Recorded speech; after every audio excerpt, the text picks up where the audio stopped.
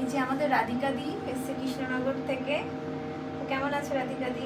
খুব ভালো, শুধু ভালো না। এই রাধিকা দিকে তো অনেকেই চেনো, দেখে নাও কাছে এসে একটু। চোখ একটু পরে খোলাচ্ছি, বেশি না, বেশিক্ষণ একটুখানি পরেই তোমাদের চোখটা খুলিয়ে দেখাচ্ছি। তো রাধিকা দি আমার কাছে কত নাম্বার সেটিং চলছে? এটা 5 নাম্বার। 5 নাম্বার। তো 5 নাম্বারে কিন্তু তুমি বলো হেয়ার গ্রোথ কেমন কমেছে? আমার তো অনেক কমে গেছে। এরকম চাপ টাইপের ছিল, হ্যাঁ, এই সাইডে পুরো চাপ টাইপের ছিল, দেখো তোমরা। আর সেটিং নেওয়া কমপ্লিটের দিকে, কমপ্লিট করে তারপরে ভিডিওটা করছি। সেটিং নেওয়া হয়েছে, একটু রেডনেস ব্যাপারটা এসছে সেটিংয়ের পরে। না অনেক কমে গেছে বাবা, যেরকম ছিল তার থেকে অনেক অনেক কি 60% বেশি, তার বেশি? বেশি 80%। 80%?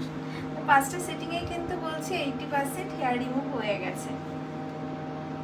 তোমরা দেখলে আজকে সেটিং নিল, সেটিং এর পরে যে হালকা রেডনেস ব্যাপারটা আছে এটা কিন্তু খানিকটা বাদেই ঠিক হয়ে যাবে।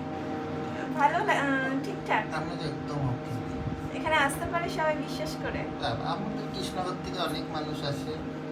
এই রাধিকা দিদিদের যত টিম আছে যারা আছে সবাই কিন্তু এসছে আসে। তাহলে আরেকটু লেজার বাকি আছে, দেয়া যাক।